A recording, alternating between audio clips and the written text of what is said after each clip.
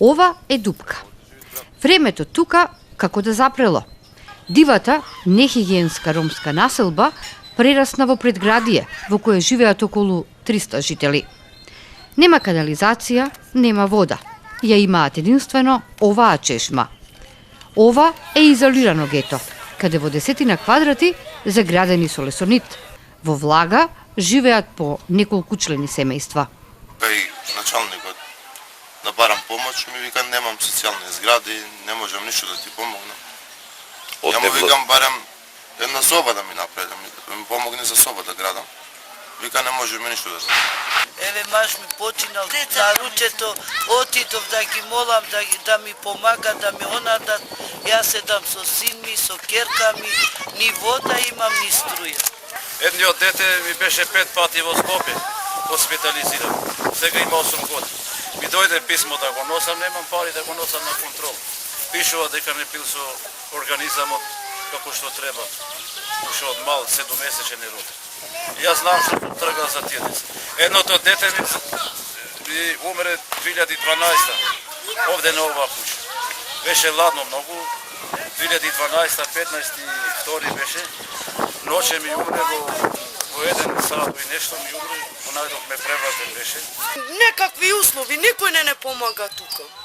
2-годишно дете ми почина зимата од тоа вода, од таа влага.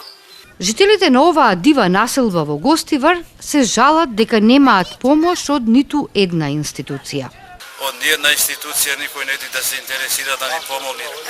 Како граѓани на оваа држава, како жители во Гостивар, некој да дојде да се интересира, не иде.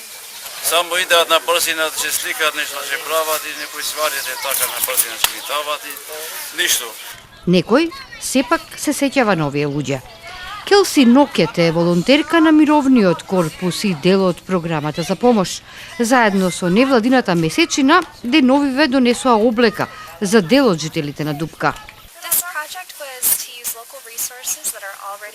За овој проект беа користени локалните ресурси кои што беа достапни во Гостивар. Идејата беше семејствата кои што имаат облека да ја донираат и да им се подели на оние на кои им е најпотребна.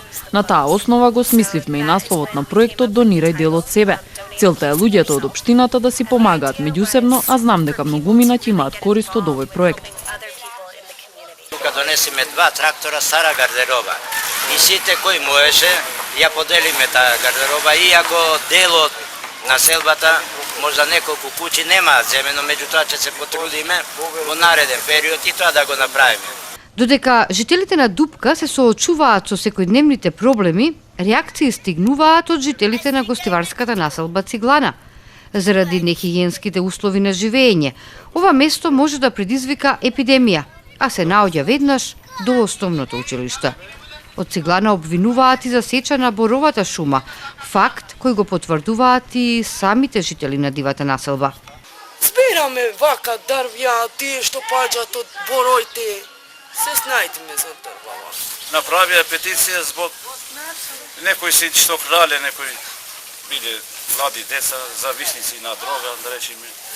Крале и сега због 1-2 свите против нас да не рушеле овде во населба Циглана, да не терале во Русино, што знам разни спекулации. Жителите на урбаната населба Циглана не сакаат да говорат пред камера, но за нивните соседи од Дупка велат дека ги имаат продадено своите имоти во градот и се доселени во овој простор каде никој за ништо не плаќа. А за загадувањето на околината и гласната музика не стосат никакви последици.